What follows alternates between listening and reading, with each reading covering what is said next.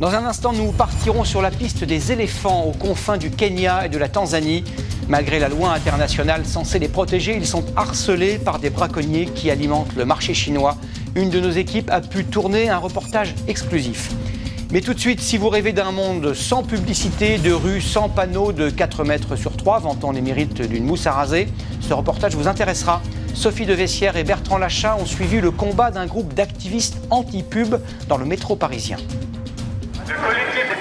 C'était en janvier 2011. 6 militants anti-pub barbouillaient, selon leurs propres mots, des écrans publicitaires. Arrêtés pour dégradation, ils ont été condamnés à des amendes de 100 et 250 €, mais ils se disent prêts à recommencer. Les écrans publicitaires sont une agression visuelle constante, ils sont là tout le temps. On ne peut pas les éviter. C'est-à-dire que quand on se balade dans la rue, ils sont d'une taille énorme et il est impossible de ne pas les voir. Pour éviter ce désagréable passage devant les tribunaux, un nouveau collectif a trouvé la parade. Les reposeurs écument le métro parisien doté d'une nouvelle arme non dégradante. Il suffit de tirer délicatement sur le ruban adhésif et il s'enlève sans la moindre trace. Du coup, ça permet à tous ceux qui souhaiteraient s'exprimer mais qui ne voulaient pas prendre de risques, enfin, de dire ce qu'ils souhaitent.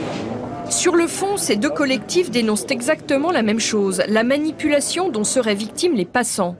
Pourtant, les annonceurs défendent ces panneaux qui rapportent tous les ans une somme substantielle.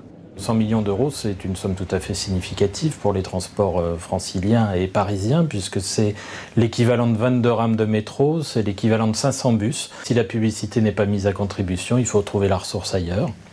La ressource ailleurs, c'est le ticket de métro. Les anti-pubs récusent ces chiffres, mais ne vont pas jusqu'à demander l'interdiction de la publicité dans le métro. Ils aimeraient en revanche la généralisation de ce format, réservé aux associations, beaucoup plus discret.